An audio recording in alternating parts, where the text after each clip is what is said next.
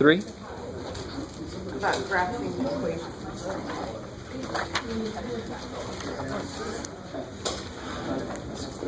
Oh, cool.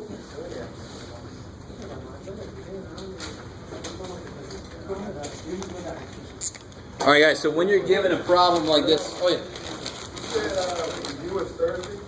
Yes. And the finals is The following Tuesday, yeah. That Tuesday is the first day of finals.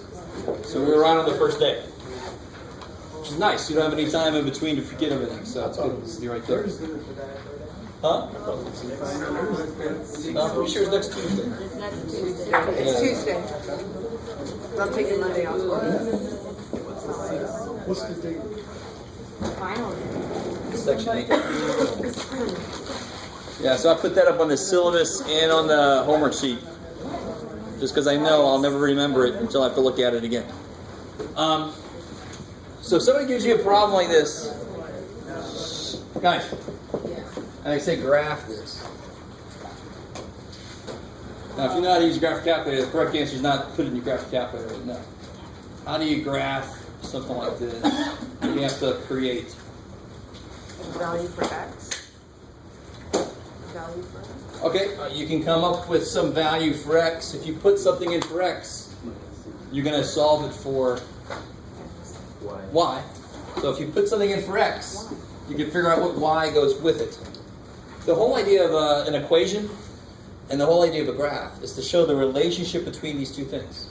The difference of them must be -6, which means if X changes by a little bit, Y's got to change by about the same amount to keep that relationship intact. Does it make sense? So can anybody just give me two numbers that subtract to be -6? 4 and 10. All right, 11. So if I put a 4 in for X and a 10 in for Y, does that work? 4 minus 10 is -6, 11. What if I make X 1? So again, if I solve this equation, or you can just kind of think about it, what makes sense. If I solve this equation, Minus 5.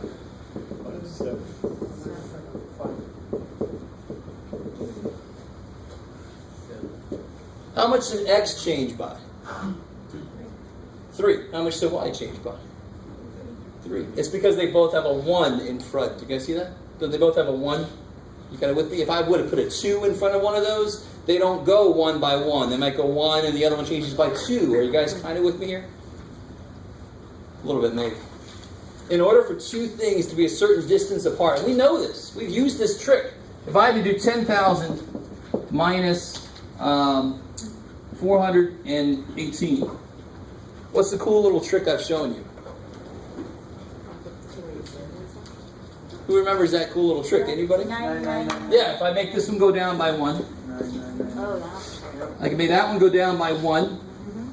See, so if two numbers subtract to be something, if I make one of them go down by 3, the other one's got to go down by 3, so they still have that same difference. Does that make sense? Yeah. I mean, this whole thing has to do with equations and graphs in general, but specifically, this equation says the two numbers that you use for your point have to be 6 apart somehow. And the bigger one's got to be second, right? Do you see that? So this is 4, this is 10. If I make that one go down by 3, this one's got to go down by 3, so they're still 6 apart. But you can always just solve it over here too. You don't have to kind of think about it that way. Just solve it. So what if I made this -1? So I can just put a -1 in for X.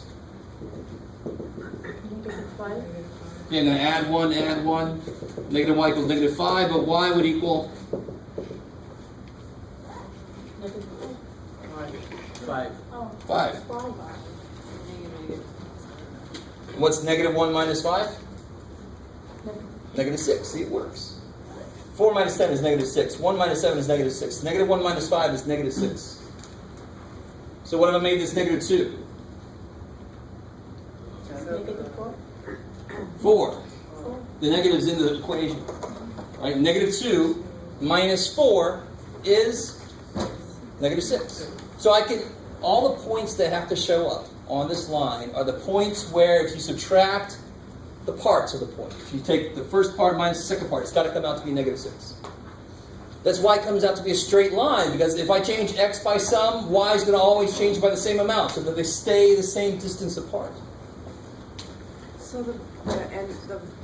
where the equal to -6, you know whatever numbers you choose to be x and y, they're going to be 6 apart? Exactly. With the bigger dude second, so they come out to be -6. Now, how much of that do you really have to know to be able to do this problem? None of it. To be able to really just do this problem at the base level, you pick a value for x, you put it in, you solve for y. Right? If I pick a value of 1 for x, I plug it in, I solve for y, there's 7. So you just pick. Of course. You just pick any? But what's really cool is if you understand it a little bit more than that, the relationship between the two things has to stay the same. So if I change one of them, the other's got to change a little bit also, so that relationship stays the same. So if I had an easier one, like x plus y equals 8. Give me two numbers that work for that. 4 and 4, I love it. If I make this 3, this one's got to become 5 to compensate. You guys see that? That's to still add to be 8. So if I make one go down a little bit, the other's got to go up a little bit, so they still add to be the same thing. So if I make this 2, crazy enough, this becomes 6. Every time x goes down by 1, y goes up by 1. Again, how much do you really have to understand everything I just said? Not really. You can do the math. You can plug stuff into the equation without even thinking about it. You can plug a 4 in for x, and of course you're going to get a 4 out for y. Right? So the y is always going to go up, and the x is always going to go down. Is that what you're saying? That didn't happen here now, did it? No. No. So be careful. Don't generalize that much. I'm saying whatever the relationship is currently has to be maintained. This is a difference. Whenever I take the difference between two things, they have to go the same amount to keep that difference. But if I have two numbers that add to be something, if one of them gets bigger, the other one's got to be smaller so that they still add to be that same number. Does that make sense? Now again, how much of everything I just said do you really have to understand to be able to graph stuff? None of it. But what's really cool is if you understand it, it makes this kind of stuff easier. You can look at it a different way. But you can always, if you don't quite understand everything else I just said, you can always just pick a -2, plug a -2 in, solve for the other variable. That's really at the base of it, that's all this is. -4, y equals 4, there's the 4. Next semester, you're going to learn a lot more about what I keep kind of talking about, which is called the slope. However much x changes by, however much y changes by, that's the slope. And you're going to analyze things more accordingly to that. I'm trying to get you ready for that. So then to finish that out, like to graph it, so then are you going to plug on the graph on Yeah, the so x now you have a big for- collection of points. So they can go 2, 4, 6, 8, 10. And 1, 2, 3, 4. And this will be, I don't really have any negatives there, who cares? One thing I noticed is, see how I can have the scales differently on the different axes? As long as they're consistent on them. Does that make sense? So if this is 2, this better still be 2, this better still be 2. The worst thing you can do is to say something like 1, 3, 5. No, he said that was 1, and all of a sudden it represents 2.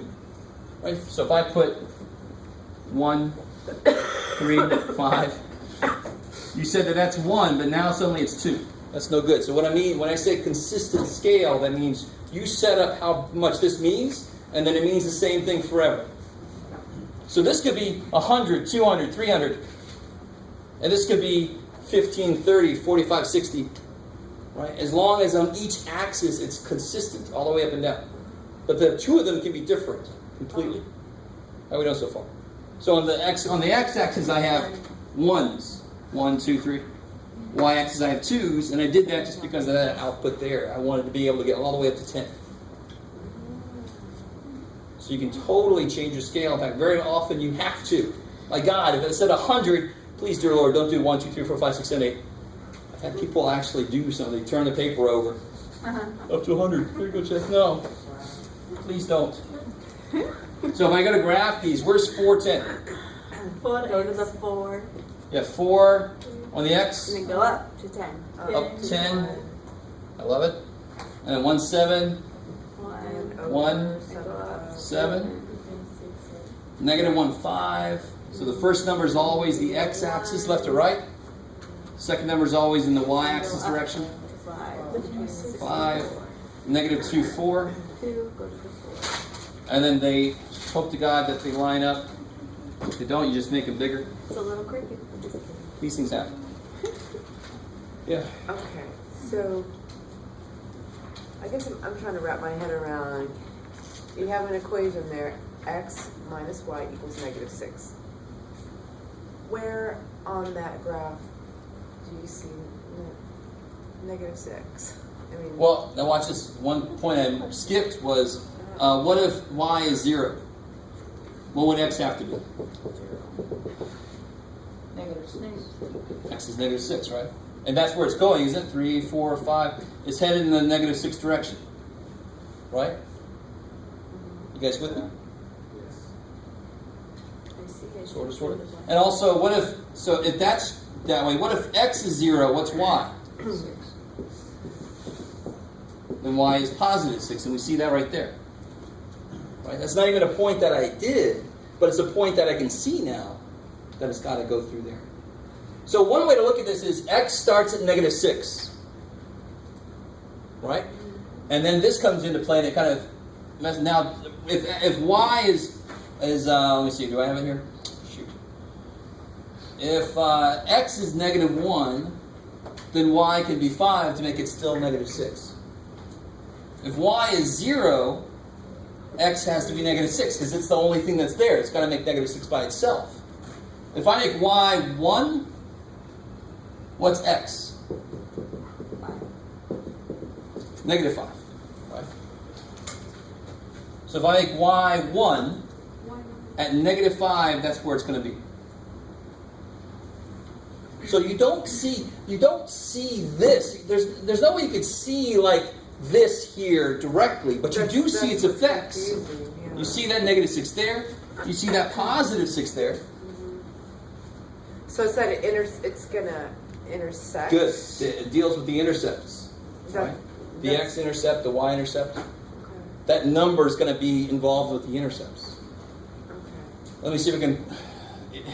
That's a little bit confusing because I'm used to seeing like doing how we do our equations, and you can see a number equaling something. But Let me when do you this. have a graph, Let me do this. Let me hard see if you to guys are cool with this. see it. If they would have written this equation just a little bit differently.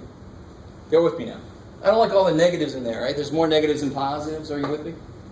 I can always divide both sides of my equation by anything except 0, right? Yes, Jeff. All right. So if I divide by negative 1, just go with me.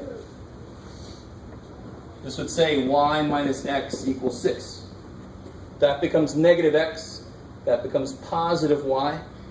And that becomes positive 6. Are you with me? That still says the difference between them is 6. But it actually makes a little more sense because now it's putting the bigger one first. Y is going to be the bigger dude. So look, 10 minus 4 is 6. 7 minus 1 is 6. So one way to look at this is y starts at 6 when x is 0. So y starts at 6 when x is 0. But the minute x becomes 1, now y has to be a little bigger. Because I'm subtracting 1 from this guy and it's supposed to still be 6. So y can't be 6 anymore, y has to be 7 now. So when x is 1, y's got to be 7, because it still has to come out to be 6 at the end. So it's the way that the two go together to make that number at the end. That's what leads to this relationship. It's a linear relationship because they're all to a first power.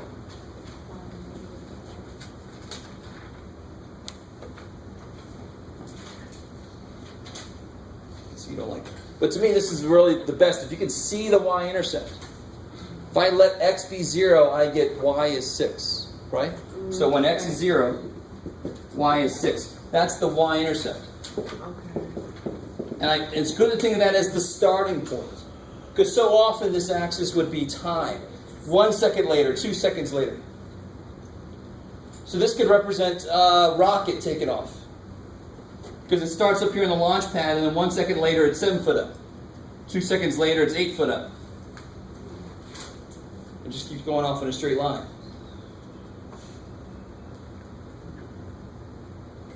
Let's do another one.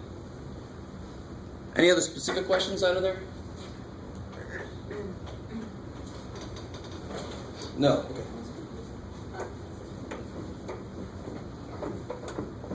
So watch this. If we did, let's look at this a little more specifically. Do this.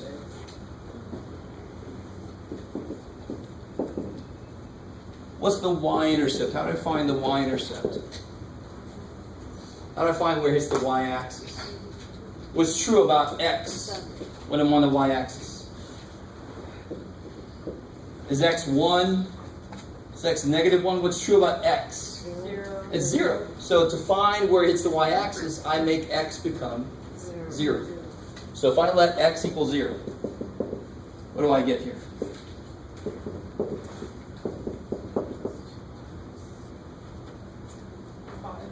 Yeah, I get 5. That's 0 plus 5. I get y equals 5. So one way to look at this is, this equation graphically starts at 5.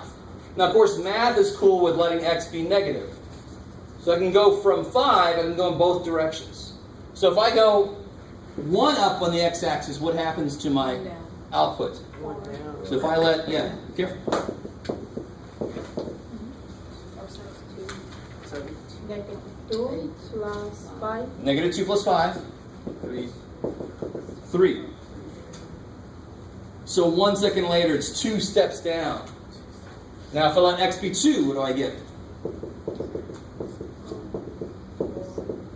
Negative 4 plus 1. 1. So look what's happening. Every time x goes up by 1, y goes 3. down by 2. And you can see that right there. Yeah, it's 2. Whatever number I put there, if I put y equals something, x plus something, whatever number I put in front of the x is actually how much it's going to change by. That's kind of cool. That's what's going to be called the slope next semester. We'll just leave it like that right here. I call that the amplifier. In this case, it's kind of like a, unamplifier, but it's negative. So if I turn this up 1, it's actually cranks it down 2. And I was thinking about it like going up steps. If you take 1 step forward, you actually go up. If you have big stairs, you might go up 2 feet. Whereas if you take a ramp, if you go 1 step forward, 2 steps forward, you're not going up nearly as much. It's nice and it's smoother getting up there, right? It's got to be, because it's what they exist for. Help people get up there. If I make x3. So in that second step, the second part with the y equals negative 2, you change the x to a 1, right? Yeah, that was for let x be 1. This is let x equal 2. Okay. And now I'm letting x be 3. Yeah, I'm going along with what I'm putting here. So when I put something here, you can even call it the first part. This is the first part, second part, third part, so forth. Right. Got it. So what do you do here? Negative 1. Negative 1, which is not a surprise because it keeps going down by 2. And what's 1 minus 2? Negative 1. Yeah. So it's lockstep. Every time x changes by something, y changes by a certain step amount. So now to graph this, I know I'm going to end up with a straight line. So I need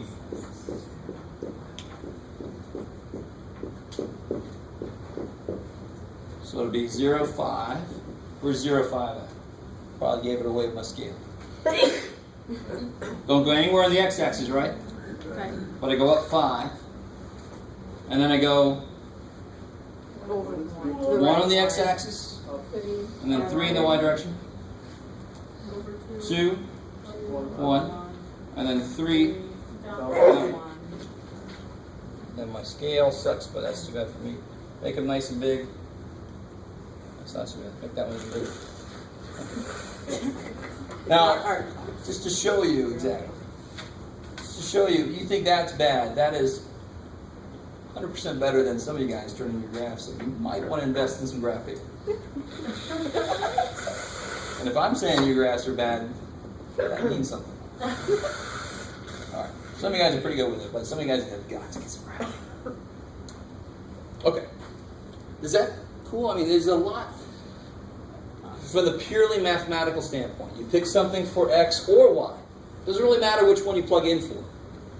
And then you solve for the other letter. You get a point, you plot the point. You do the whole thing again, get another point. Do the whole thing again, get another point. Then you connect the dots. That's the base level of what's going on here. But that doesn't tell the whole story. There's a lot more going on here. Why does it look that way? Why is it not curved? Why is this one going down and the other one was going up? Right? Good. This one's going down, and look at the... It's -2, right? So if I made one...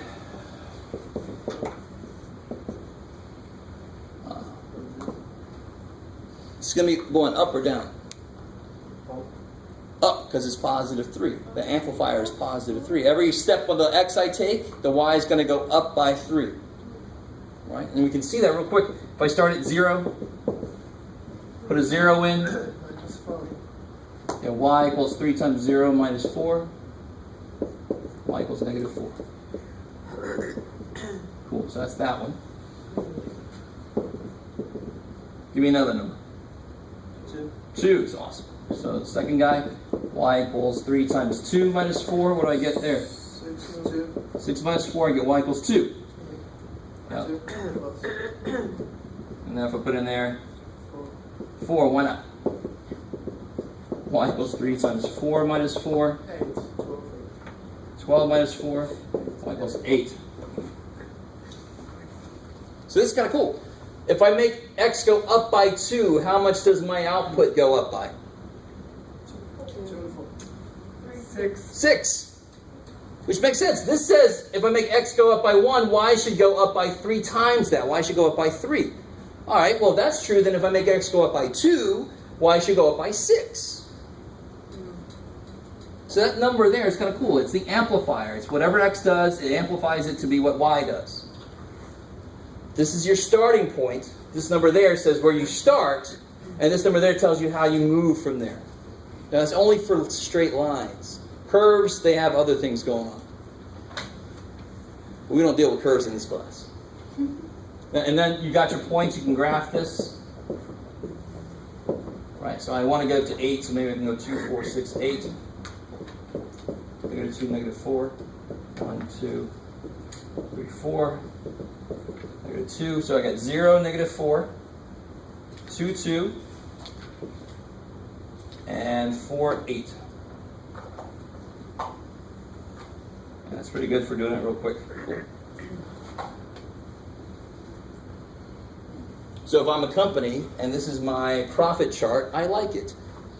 This is my profit chart. No. Right? That's the quickest place. You see that all the time, the little cartoons, Dilbert. You see that? Well, that's like...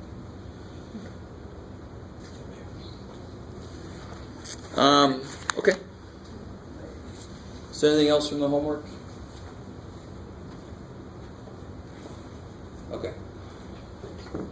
Real quick, I want to do something with you guys. I keep talking about curves. I'm sure some of you guys don't want me to do this. It's too bad. Let's real quick. Let's just humor me. You're pretty much like, well, yeah, we got to. Let's try this out. We know what squares mean. We know what squares means. Give me just a few minutes. This might even be a bonus question, so if you kind of understand what the hell I'm doing, you can get some bonus points, right? You still attack this in the same way we do with lines. The only problem is I want more than 2 points, definitely. I want like 4 or 5 points, because it's a curve. I don't know where it's going to turn, right? You guys kind of with me?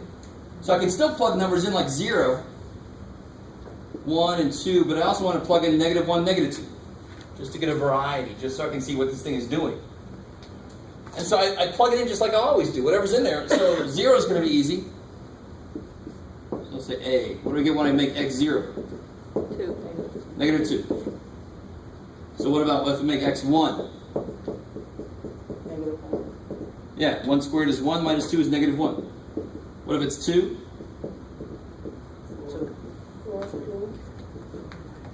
2 squared minus 2, 4 minus 2? 2. If I make it -1, here's where people make a mistake. It's not this. It's this, right? What does it say? Square x, and x is -1. So what's -1 squared? What's -1 squared? 1. Good. So you get -1. And if I make x -2, I'll get 4 minus 2. I get 2. So what does this thing look like? So at 0, it's at negative 2.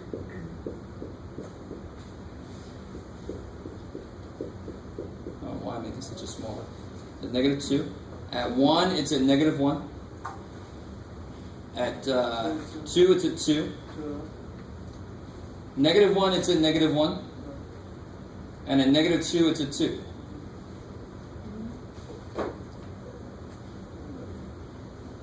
You've done this one. Yeah, dude. Because of the square, I love it. Because of that square, the minute you have a power that is not 1, the minute that either one of your variables has a power on it that's 2, or that's 1/2, or that's negative 3, some of those powers we don't even know what the hell they do yet. But your graph is not going to be straight anywhere. It's going to be curved everywhere. You're definitely going to study the hell out of these next semester. But for right now, it would be a bonus question. And maybe I'll make it a third power.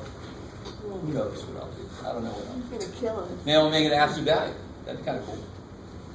What the hell does absolute value look like? I like it, the lines, but I'm talking visually on the graph.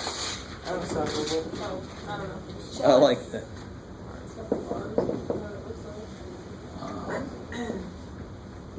Here, I'm getting tired. You guys do this. Finish this table out.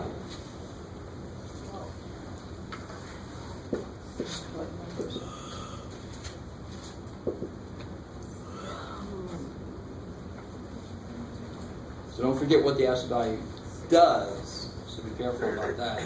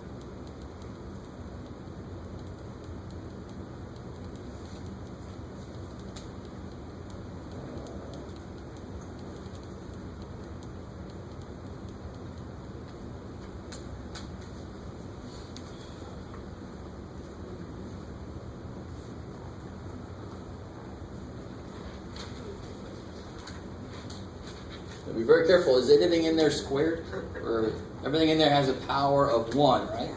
So there still has to be a straight line somehow. But it doesn't have to be going in the same direction forever.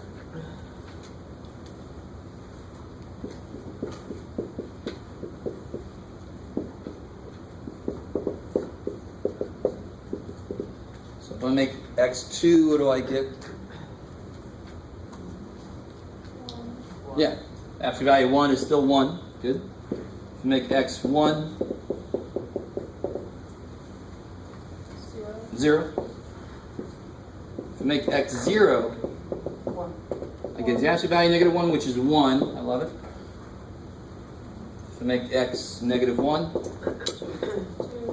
so negative 2, which is 2. Remember, because the absolute value makes everything positive. And then finally, y equals negative 2 minus 1, 3. So it starts 1, 0, 1, it goes back up. So it's not going in the same direction forever. But it cannot be a curve, because there's nothing that's to anything other than a first power. So squares or cubes or anything in there, right? So it cannot be a curve. So what does this thing look like? It's got to be a 2, 1. So 2, 1. 1, 0, 0, 1, negative 1, 2, and negative 2, 3. So it actually ends up looking straight line, but it's got a turn there. And why does that make sense? Why does it turn right there? 0. Even more, because y can't be what? Since y is equal to the absolute value of something, y cannot be negative. And look, it turns right when y is about to become negative. This would be -1, -2. So of course it turns right there. Why is that allowed to be negative? Because absolute value. Because the absolute value can't be negative. So this one, now here's something interesting. This one turned because it reaches like the lowest point called the vertex. And in general, squares can't be negative, but this one became on negative just because I subtracted 2 from it. You with me? So it took the whole thing down. But in general, parabolas turn because squares can't be negative. Absolute values turn for the same reason, but they have to be straight lines. So squares make u's, absolute values makes v's. It's kind of cool. A little bit. Awesome. I'll take that. Even though you didn't really mean it, I'll still take it. All right. So you know I'm going to have a bonus question on the test with some funky question. Bonus. I can have whatever the hell I want to have bonus. That's wrong. That's so right. Unless you don't want any bonus at all. Okay, come on. All right. So anything else before we get back into chapter 9? All right. So chapter 9. We only have that one section in 9. Section 9:3. And I think the last thing we did, I talked about the circle. Yeah. And cutting that thing up into little parts, teeth, and then fitting the teeth together. So if you weren't here for that, it's too bad. We talked, just to remind you guys, a triangle, the area of the rectangle would be base times height, and a triangle would be half of that, right? So that's why the triangle's area formula is 1/2 base times height. So we did talk about that. Now, what's a shape that sort of looks like a triangle, but it actually looks like a triangle with its head cut off? If I chop the head off of this guy? Trapezoid. I love it. So trapezoid.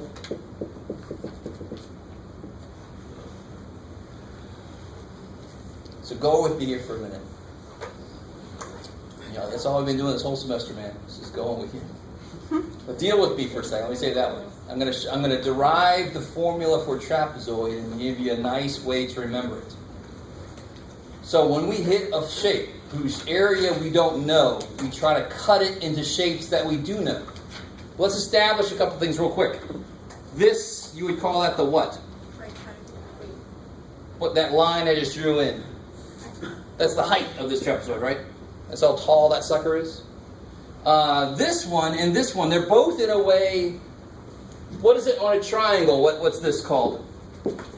Base. But now that I cut its head off, it's kind of like 2 bases. Because I could turn that bad boy over, it could sit on the other side, right? Or a little headless triangle. So I'm going to call this one base 1 and this one base 2.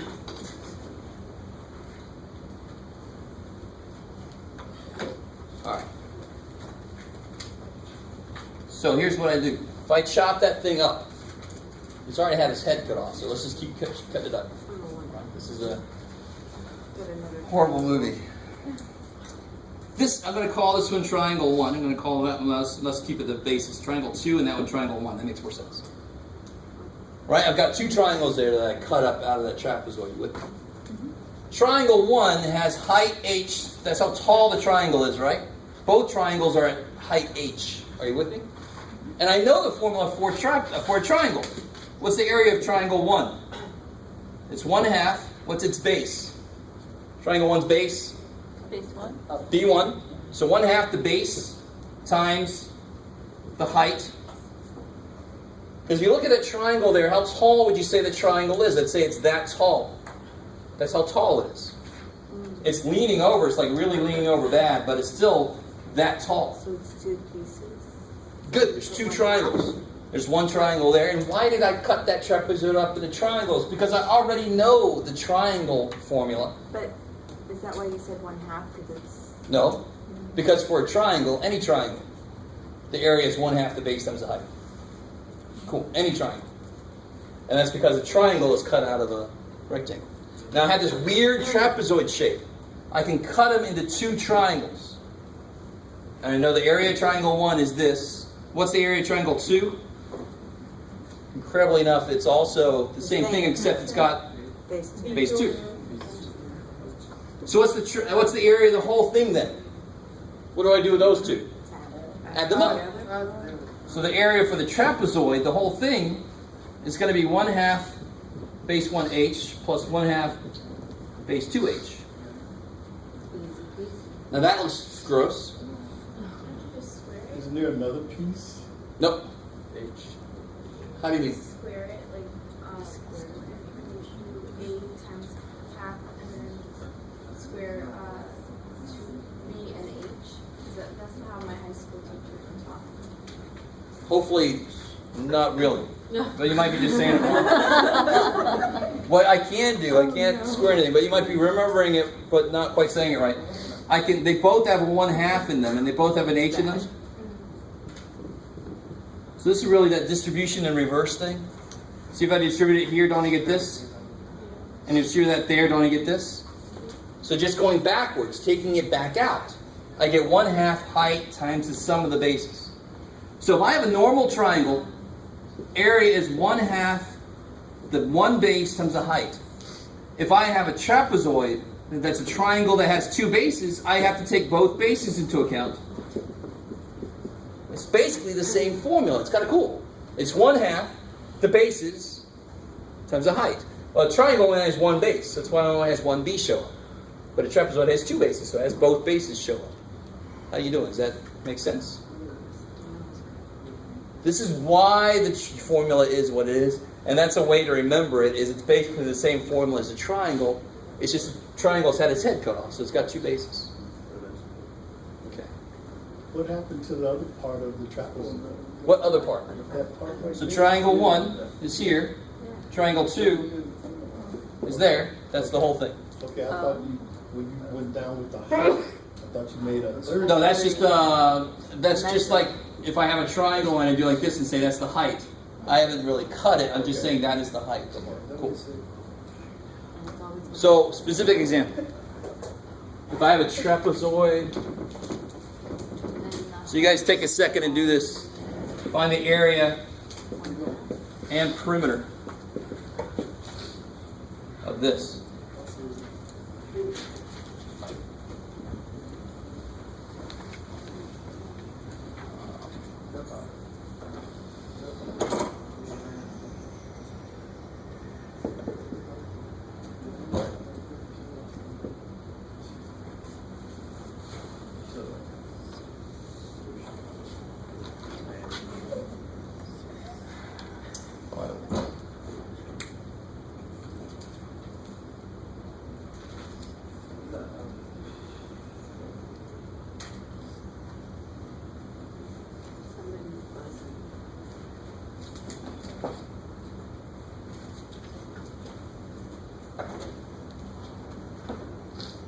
Which measurements does the area not care about? The 7? The sevens. Sevens have nothing to do with this formula. I don't care about it. All this formula cares about are the two bases and the height.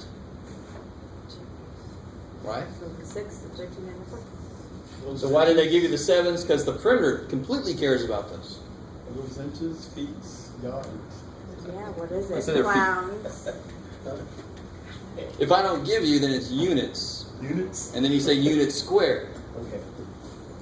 But we can make it feet if you want. All the way around.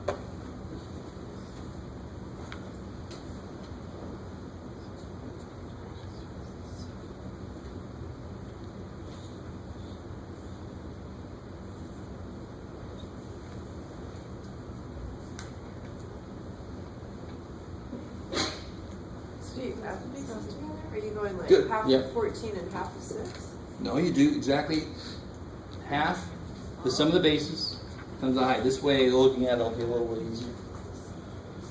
Multiplication, it doesn't matter what order you multiply in. So I'm going to do half of whichever one is even, if there is one. That'll make it easier. Right? So how would the area formula look like? 1/2 30.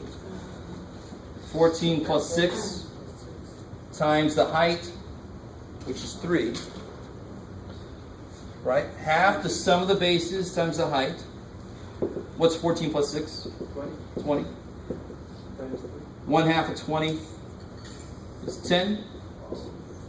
Times 3 is 30. And what are the units going to be on that? Feet.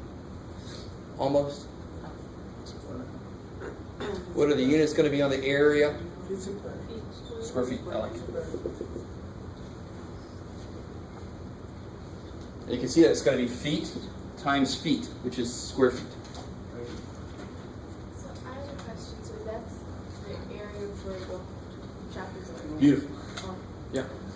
And this process was just me cutting the trapezoid up into pieces that I knew. So just like we had the circle, and we pretended like we didn't know what the area of it was. So we cut it up, and we made it into a rectangle. And why did we do that? Because I know the formula for a rectangle. Here, I do not know the formula for a trapezoid, so I cut it into two triangles. Cool, now I can use I know what two triangles areas are. So I get the area for the whole thing by combining those. So what about the perimeter? What's that going to be? Yeah, so 7, 7, 14, and 6.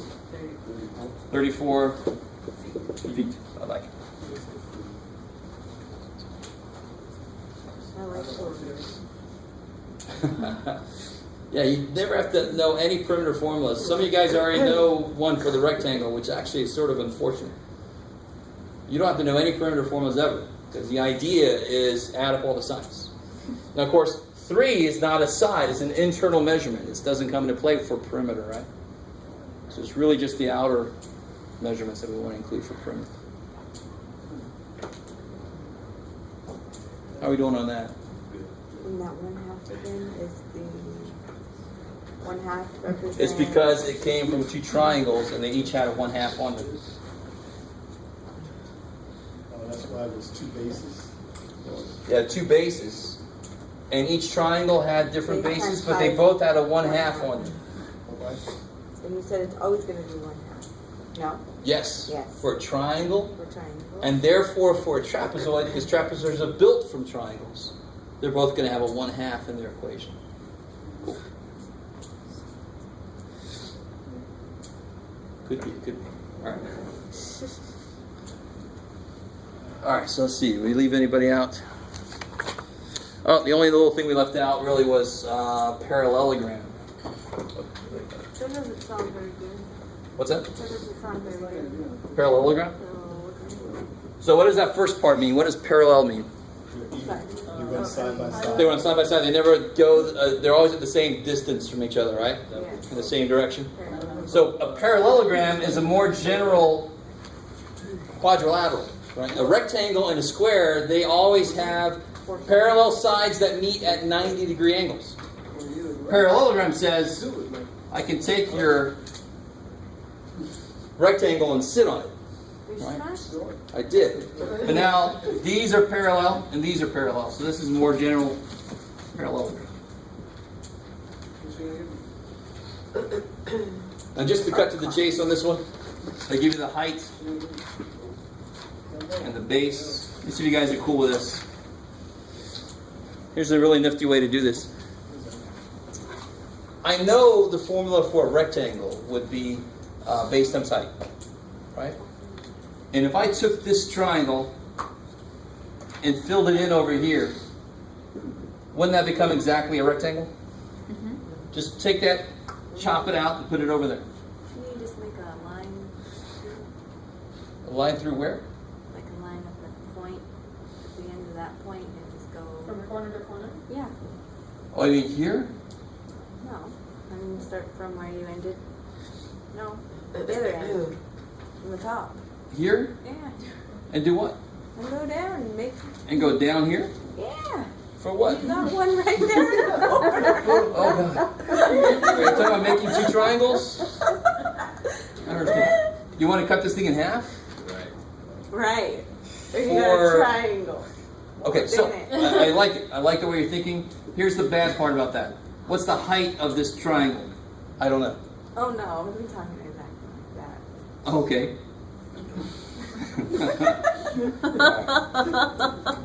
From the corner, go down. To this corner? No. From the That corner, go down. the line I've already drawn? So come here. You're going to kill me. I'm going to die of suspense if you don't show me. what it is you're talking about. Maybe I'm wrong. No, maybe you've discovered something. Maybe I did. I was thinking maybe go like this. But you gotta meet in the corner, huh? Yeah. You can't just do that. Like, you got your little, no? No? Yeah, maybe? No. No? Because they're, Nice try. Good job. no, it's good. You had the courage to say something and to come up and show me. But, you know, like, what point would you go to? Oh. And the whole thing is, I either want to cut this into parts that I know, or I can take part of it over and reshape it. And that's also what we did with the circle. We cut it into parts and then we reshaped it. So here I'm just reshaping this. Somebody sat on this poor rectangle. Well, if I just cut this part off and put it there, it is a rectangle. And it would be height times, and of course, how long would this be now? That would still be b. So the area of a parallelogram is also height times base. Base times height. So the height doesn't have to go from corner to corner, but The height, now here's a good point. Base. The height desperately has to be perpendicular to the base. So when I draw a triangle, my height must be perpendicular to the base. Because if I leaned over, you know, and I said, how far off the floor am I? You would have to go straight down to the floor. You wouldn't go, you're this far off the floor. You wouldn't go my full height, right? If I'm standing straight up and down, I am as far up off the floor as I am tall. But the minute I'm leaning over, now I'm a lot closer to the floor. You wouldn't just go straight down my body. You go straight down to the floor. You guys kind of with me? So just because something's leaning over, the poor Leaning Tower of Pisa, if it was standing straight up, it'd be taller. It's leaning, so it's not as tall because it goes straight from the ground up. So we always measure height straight up off the ground. We always go perpendicular. So if I have a rectangle, why is a rectangle so kick-ass? Easy. Because its height is exactly that side, because it's already perpendicular, meaning it meets at a 90-degree angle. You with me? So this area would be 28. Let's make it inches. But if I had this, now this kind of sucks, because if I give you 4 and 7, that's not good enough. I have to know what the real height is. So now if I tell you that's 6, now what's the area going to be? And this is still inches, it's like. Which ones does this formula need? It needs the real height, not what's called the slant height. So what's the area going to be? 6 times 4. Bless you. Then what would the perimeter be? What's this side going to be? 4. So 4 plus 7 plus 4 plus 7? 22 inches. Obviously not drawn to scale. It's leaning back from us. Bless you. You guys semi with me? Semi. Okay. So this idea is a really cool idea about cutting a shape up and reformulating it so it becomes a shape you already know. That's how we find out areas of weird shapes that we don't know what the area is. We cut it into parts that we do know what its area is. And that's actually how we get these basic formulas. It's the same way. We chop this up and put it into a rectangle. Hey, I know the area of a rectangle. Kick ass. But now you just got to be sure you get the right height. Not the slant height. The true height. How far off the ground is that? Not 7. That's cheating. Right? Okay, maybe.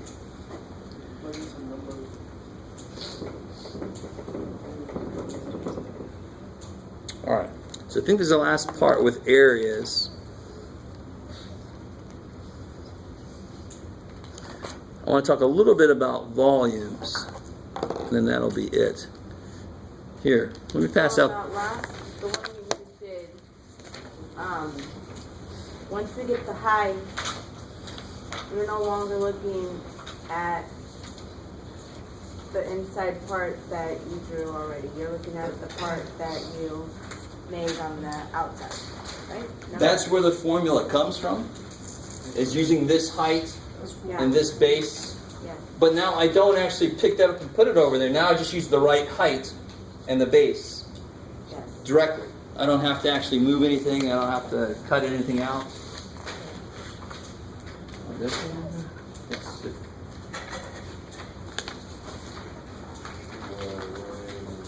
So I have a question.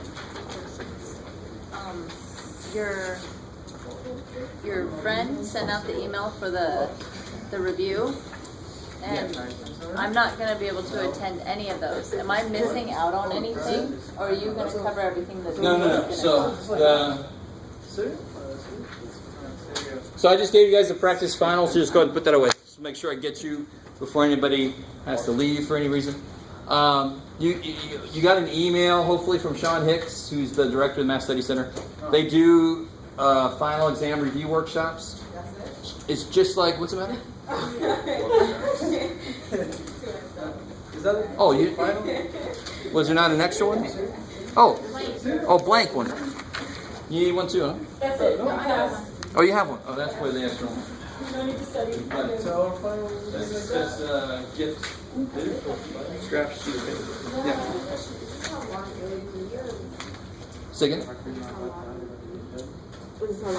The actual final? That's all. Roughly? Because remember, the final is 2 hours, which is about how long our class is. So the final can't be longer than a normal test. So this is not giving you any room. This would normally take 2 sheets of paper. If you want more, I can give you more. No, thank you. I see. All right. I mean, it's very kind. So these are the kinds of questions. And notice number 10. Notice number 10. All right, that's where you got to be careful. That's where Jeff got lazy and just said there's going to be some. All right. 10? Okay, that's too bad. Cut triangle, what was that shape called? Trapezoid. Trapezoid. So real quick, then you finish talking about the final exam reviews. If you do not go to those, there's no problem. It's just like tutoring in general. If you never go to the tutoring center, you're not going to have direct thing coming off your grade. It's just you're not going to get the help you could have gotten if you went to the tutoring center. So if you can't make it to the final exam reviews, we're going to have the final exam review in class on Thursday. If you can make it there, might not be a bad thing. They have handouts, another teacher's perspective. It all depends on, you go there, and if they're making sense, stay. If they're not making sense, get the hell out of there. Because it all depends on the way you look at things, right? And the way I've explained it have kind of set you up for a certain way of looking at things, and if they explain it very differently than I do, it's not really going to help. But, so you can go or not. It's totally up to you. All right, so go ahead and put that practice final away. I'll have the answer key on Thursday. Anything else on this before we keep going? Okay. So now into volume a little bit.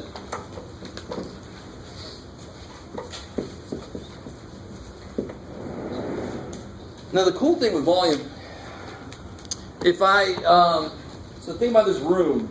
Let's say the room is length, width, height. You with me? So the floor is, let me draw this room on the board. This is one 3D thing that can actually do decently well. So it's length, width, height. Now just looking at the floor by itself,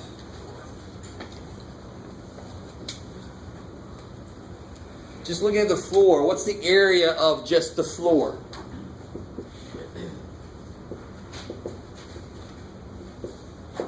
What's the area of the floor? Length times width. Length times width, right? I like it. You with me? Because the floor, of course, is just a, what shape? A square. Rectangle, thank you. Right? It's longer than it is wide. Right? So it's definitely a rectangle. You with me? Length times width. So here's the cool thing. If I had pieces of board that were just as big as the floor, and I took the ceiling off this building, and I just laid in here a bunch of pieces of that were floor-shaped boards. You with me? So you just laid it in here, you just stack it up, stack it up, stack it up. You with me? Because volume is all about filling something. Area is all about covering something. Length is all about walking around somewhere, right? So area covers, volume fills. So if I did that over and over, I would have this many floor parts. I don't know what the hell to call it. Can you see that in your head? Of course, it's easier to think about like a stack of records. Probably. You guys know what records are? Yeah. It's good. Records, when they used to be square, they came in the the package, they had the Yeah. cool stuff in there, and Yeah. CDs I think we are. have it. No, All right. we got it. Yeah. We're good. So imagine having laying a record down, and then just putting a bunch of records on top of it. So you'd have this many records. So then you would say, I would add up all the areas, and I'd add them all up, and I'd end up with the volume, because it's how much volume is how much that actually goes through. So at the end, volume would be all the floors, or the records, times H. So it'd be length times width times height. That's the volume. It's because I am I'm filling the room up with floor-sized boards. Just filling it up. How many of those would I have? H of them. Because that's how tall the room is. H of them. H of them. I feel like I'm in My Cousin Vinny. 2 youths. Okay. Never seen that movie, you should. My Cousin Vinny. You should see the Super. Was that Super. the Super? Yeah. I haven't seen that yet. You gotta watch I've that. heard of it. Is that also with Joe Pesci? Joe Pesci. Yeah. Joe Pesci. I look him up. So with a lot of other shapes, now incredibly enough, if I had a square, what do we call that? It's not a rectangle. This is called a rectangular solid. Not much better we can call it. It's rectangle and it's made solid. This is nicely called cube, right? Also another good movie. That movie's awful. Are you serious? I love that movie. Nice shoe. It's a good thing you're not graded on your movie taste. So a cube, the only difference really is what's true about a cube? That's all the same size. No, I didn't say anything about the sequels. I said cube. They have all the I same think it might have size. been Cube 2 that I saw. Yeah, probably. All the same I size. don't know. All the same. I like it. So this would be X or SSS or whatever. So this would be X cubed. I love it. But it's still the same formula. Notice a cube is just a special kind of rectangular solid. It's still length times width times height. They just happen to all have the same length. I didn't know we were gonna have to draw in this class. I didn't say you had to draw. Okay, we don't All have right. I'm not going to make you do something I can barely do myself. Now, just to go a little bit different order than the book does. What if I had a stack of pennies, right? And pennies still exist. They shouldn't probably, but they do. So if I had a stack of pennies, like a little rolled up stack of pennies, and I was going to take it to the bank, I'd have one penny sitting there. And what would the area of that penny be if I said the radius is little r? What's the area of that penny?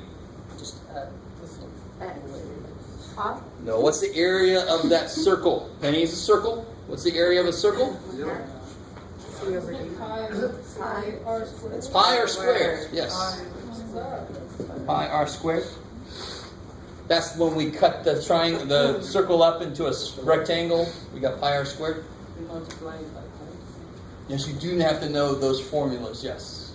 All of the area formulas you must know for the test. Just remember pi. Dude, that's heavy. Just remember a pi. You must know the area formulas for the test. So we got that? You must know the area formula for your test. Good. All right. If you don't, then you will fail that part. So I'm going to do the same thing I did with the room, and I'm just going to stack a bunch of pennies up, like I was talking about. So I have a stack of pennies sitting there in my roll of pennies. So I stack them up. It's going to be the exact same idea. The area of the bottom or the top is pi r squared. The volume of the whole thing is going to be all those circles times the height. I love it. Pi r squared h.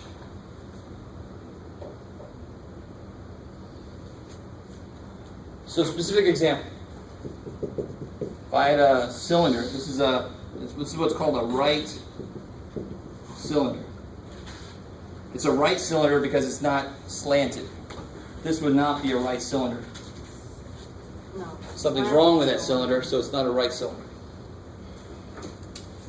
So if I had a right cylinder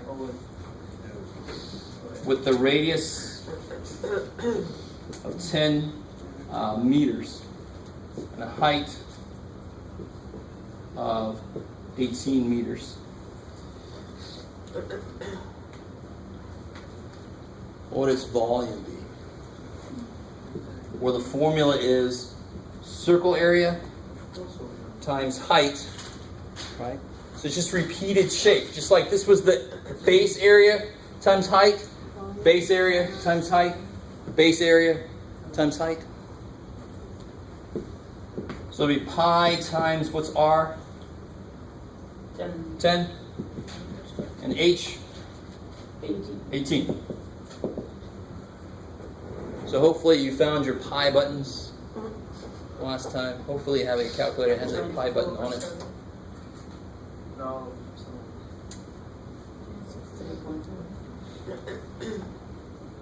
Can't we do it? Say again? Can't we do it just manually plugging in What? 22/7 or 3.4? No. Because that's not what pi is. I'll show you. Somebody have a pi button. Somebody help me out. I have a pi button. You better have a pi button. Let's all see what we get here using pi. 3.14159. You want to keep going? Do it again. 3.14. No. What do you get for the volume? Oh, never mind. I thought you were asking what pi. We know what pi is about. 10 pi. Huh? So you do pi times 10 squared 3.4. times 18. Do the whole thing. Pi by itself is that. I want to know what the volume is. 56. Yep, that sounds right. Say, keep going. 6.54. No, 56, 54.86, 86. blah, blah, blah, blah, blah. Right? Is that cool? Let me know if you have a pi button where you're able to get that number. Yes. If you don't have a pi button, The pi button. good luck to you. If you have a calculator that has a square root button, it really should have a pi button, but let me know if you don't. If you have a calculator on your phone, remember you cannot use that on the test. The phone has access to too many other lifelines. Texting somebody. Oh, there will be parts of it you can use a calculator, yeah. Pi times 10 squared. Times. Oh, wait, on your phone. Trying to do. Oh, you didn't put it in. It needs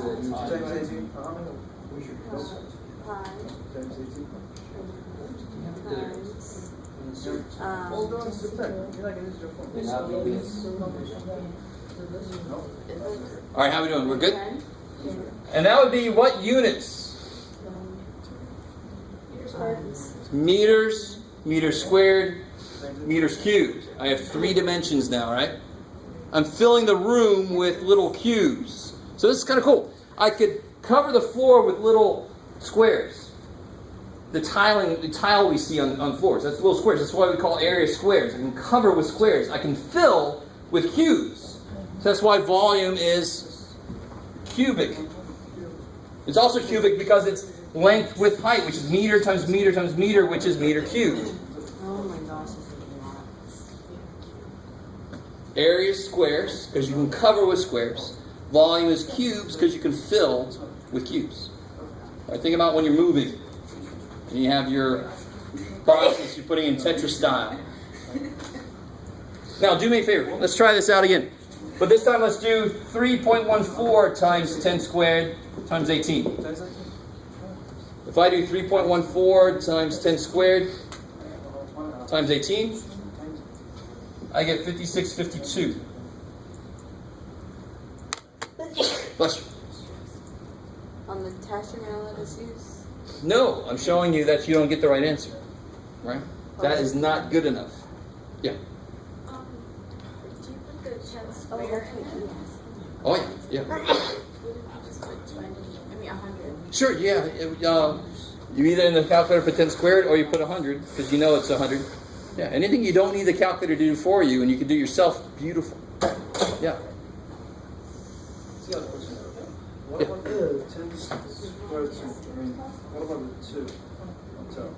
What about it? I mean, how are you going What's 10 squared? 100. Okay. So you can either put in your calculator pi times 10 squared times 18, or you can put pi times 100 times 18.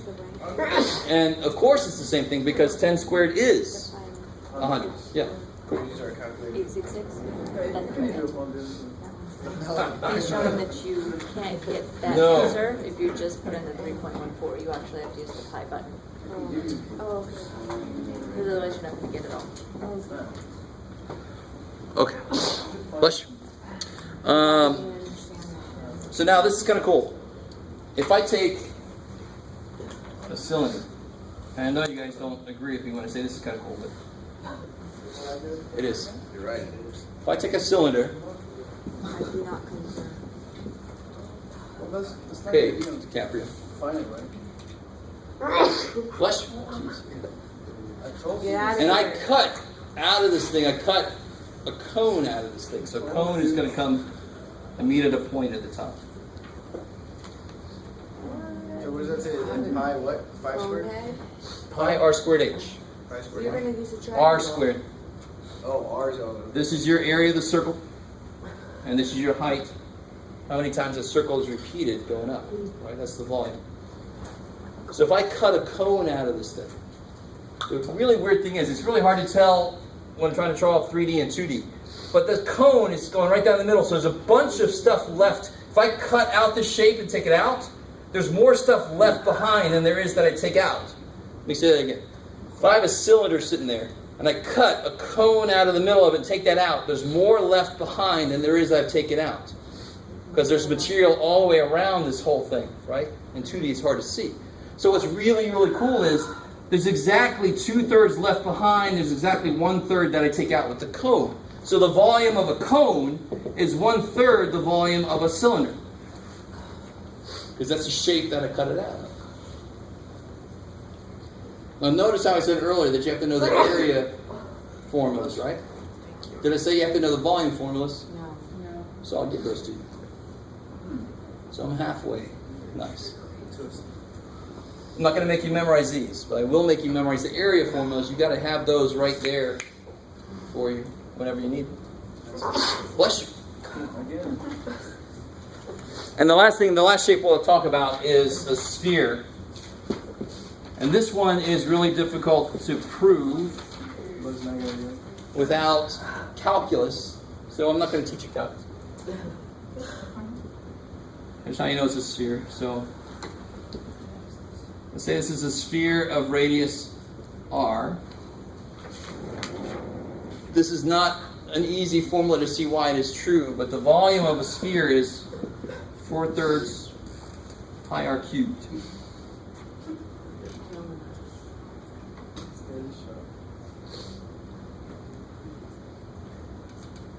So if I want to know the volume of the Earth, the only thing I have to know about the Earth is its what? What's the only thing I have to know about the sphere? I only have to know the radius. If I know the radius of this thing I'm looking at, I can get the volume of it. It's kind of cool. But it only depends on that one measurement. Which kind of makes sense. The radius is what defines the whole thing. So for a specific example, if I had a sphere of radius, let's be a little evil. Say its diameter is 26 feet. How do you get the volume?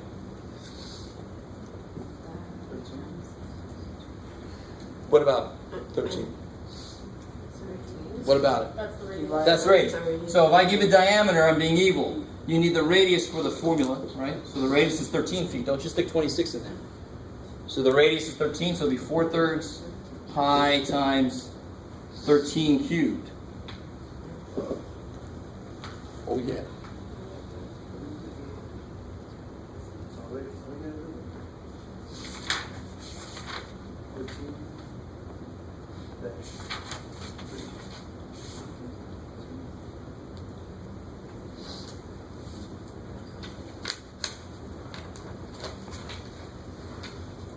So what do you guys get there? What's 4/3? So you just say 4 divided by 3 2,197. times pi times 13 cubed. Not quite. 2,000? No? So 4 divided by 3 times pi times 13 cubed. Did you do times pi? No? Okay.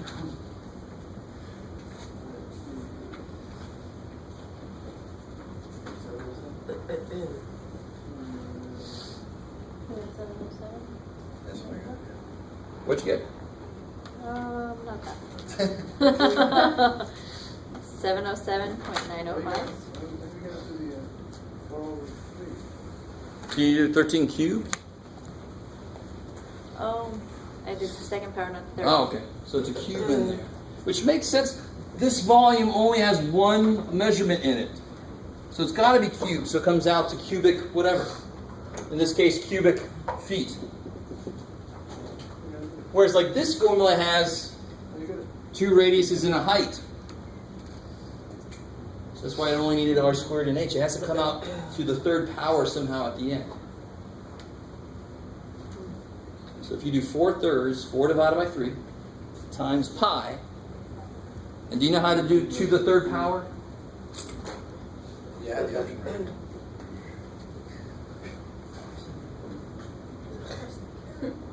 Yeah, I like it. But you have to put everything in there first. Just ask Siri.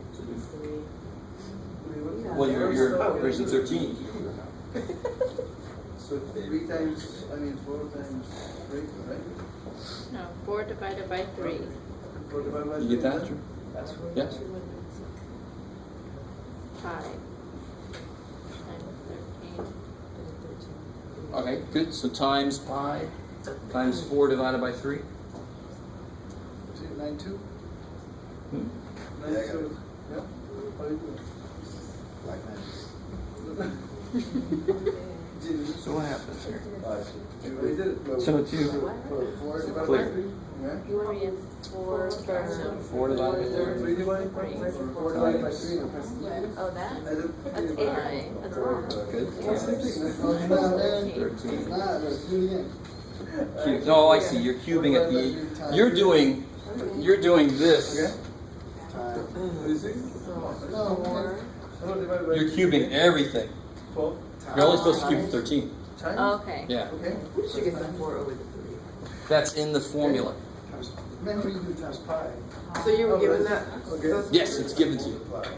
I will give it to you. Oh, okay, that's given. It's given. Yes. 4 divided by 3. Okay. 4 divided by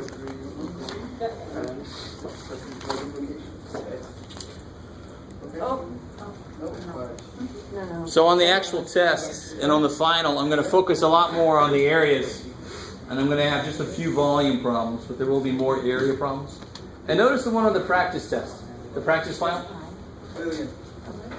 The very last problem there, just about the triangle one. 4 divided by 3. Right area and perimeter of right triangle. So that triangle problem, the practice final, what's missing to be able to do that problem? The height. The height. How do you find that? How do you find the height? If I give you the other 2 sides of the triangle, how do you find the height? It's a right triangle, I tell you. Are you dividing something? Is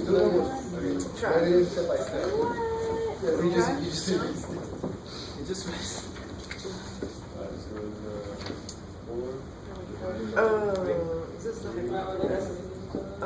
2 squared, the a squared plus b squared? Yes. This is the old Greek dude, Pythagoras. C squared. Right? It's the Pythagorean theorem. So if I have a right triangle and I need that last side for some reason, I can use Pythagoras to find it. So this would be, you can call that A. It would be a squared plus, B squared. what's B? 16. 16, good. Because C's got to be the biggest one. He's trying to get that right answer still. Help Okay. me out here. All right. So I did It's 4 divided by 3. divided by 3. Okay. And then I did pi. So this is pi. Times. Times. 5. Okay. Times 13. Cubed. Equals. Okay. correct. Hopefully everybody using your phone right now, you have a different calculator somewhere that you could bring. You cannot use phones on a test. Because phones have access to way too much other stuff. I promise I'll only have a... Come on, sir. I wish I could. I wish I didn't have to make millions of different versions of a test. So I'm not saying you all cheat. I'm saying that some of you would cheat if given the opportunity. Raise your hand. So I am not the TSA. I don't have a fast track line. And don't say, I can trust you. You can use whatever you want to. I have to treat everybody equally. Alright guys, so any questions on volumes and stuff? You don't have to know the volume formulas, but you do have to know the area formulas. You have to know those for the final. And those are in chapter 9. So I have the answer key for the final, the practice final, Thursday. Our final's going to be on Tuesday. So should we just do like What time? Regular time? No, it's definitely not the regular time. None of your finals will be at your normal time. So you should check it out. 5 a.m. My time is on the outline, the homework sheet, and it's on the syllabus. 5 And a.m. remember at the back of it? 5 a.m. No, that's why I put it in those two places, so I didn't have to. No, it's 6 so far. All right, it's 6? there's got to be some